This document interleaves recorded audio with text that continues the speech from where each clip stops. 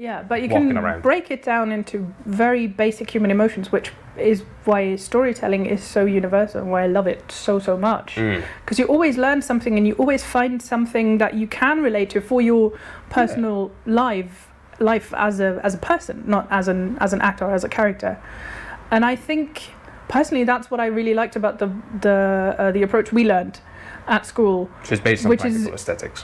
Which is this is getting very like, geeky, but just so you guys heard the name, practical aesthetics.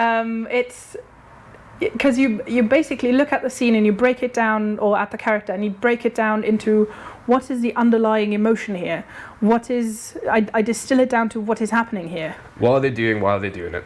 Yeah, exactly. And then you will always find something that you can relate to. So even if you've got a character who is, I don't know, who's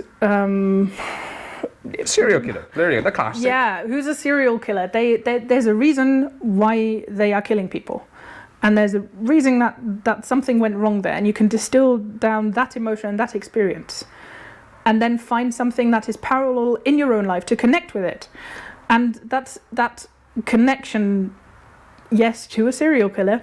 If you have to, if that's your character, that's what you connect with. That's the scary thing, where you do realize that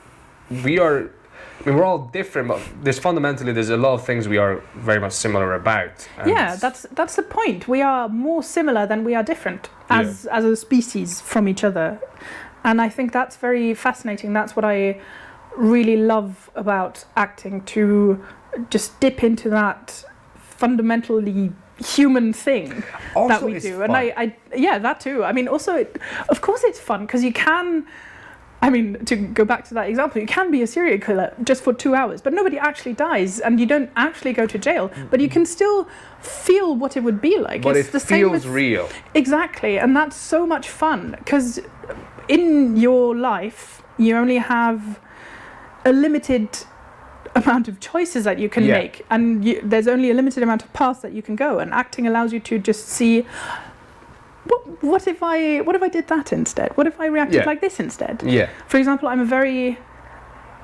non-aggressive person in everyday life. I don't like. She's very non-aggressive. Thank you. I don't like being aggressive. I don't like being loud. I don't like shouting. I get intimidated by shouty people. You're not comfortable with it. I'm really not. Like, really not. I'm very conflict avoidant.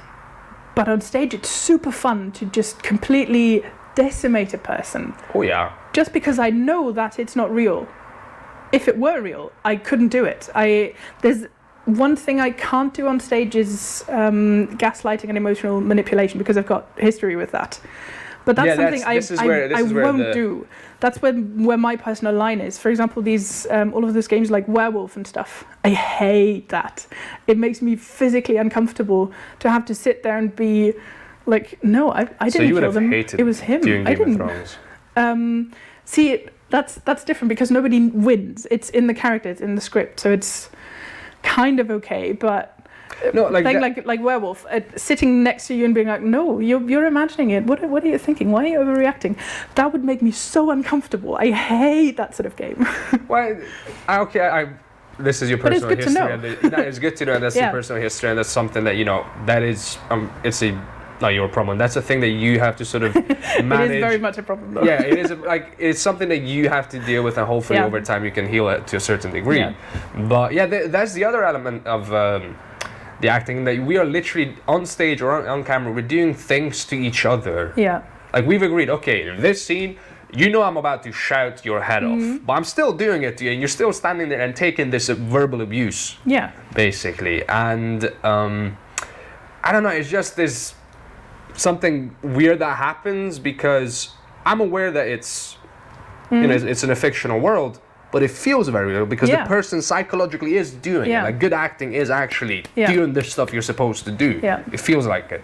So like this mishmash, on occasion it happens where you're like, okay, I need to calm down, because I just got yelled at for like but then 5 minutes. If you're in a cast where that works, and if you're in a rehearsal room where that works, you can always talk to the other actor afterwards.